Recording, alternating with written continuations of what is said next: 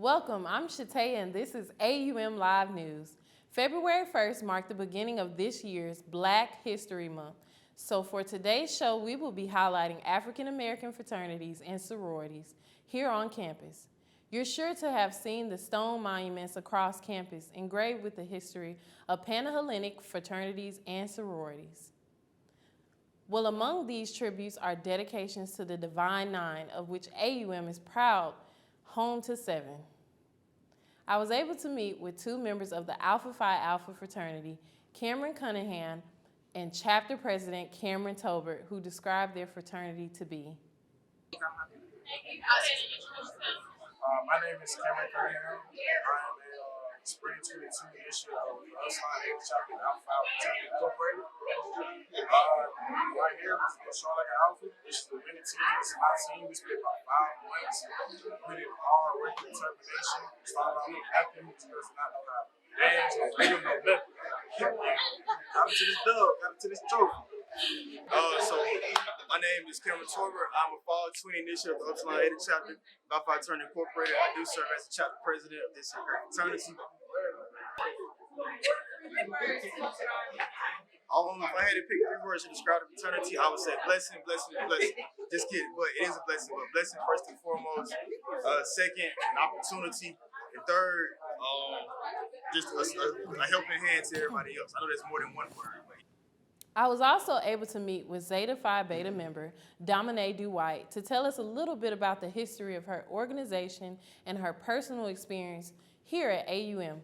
Let's hear what she has to say. Go ahead and say your name and your classification. Okay, I'm Dominique and I am a sophomore junior majoring in entrepreneurship here at AUM. Perfect, perfect.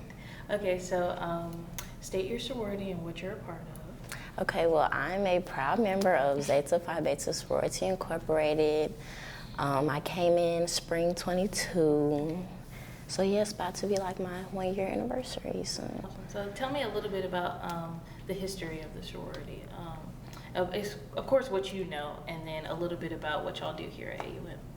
Okay, so we were founded on January 16, 1920. We just had our Founders Day 2 weeks ago, so celebrating 103 years. And yeah, we just kind of are really big on community service and giving back. I think we try to do that here, in our chapter, Rho Lambda.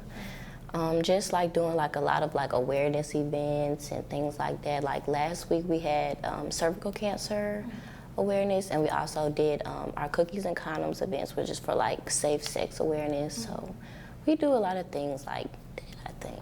Okay. The Warhawks faced off against the Chargers in an explosive day of basketball. Cameron Grant is here with the details. Thanks, Shataya. Both AUM men's and women's basketball secured a double win when they faced off against the University of Alabama at Huntsville. Women's basketball started off the competition strong and landed a 77-73 win against the Chargers. AUM juniors Jordan Maddox and Kamaya Hollingshed dominated the scoreboard. Jordan alone scored 17 points, followed close behind by Kamaya with 16 of her own. Both women were combined for a total of 8 3-pointers. Shortly after, men's basketball challenged the Chargers head-to-head.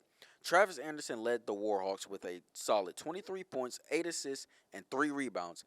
However, James Graham, along with scoring 18 points and 15 rebounds, made a name for himself with a fourth-quarter unexpected block that would shift the momentum of the game. The 83-78 victory is the team's 10th win of the season. Students are encouraged to wear pink and come out to the AUM Pink Out game on February 4th at 2 p.m.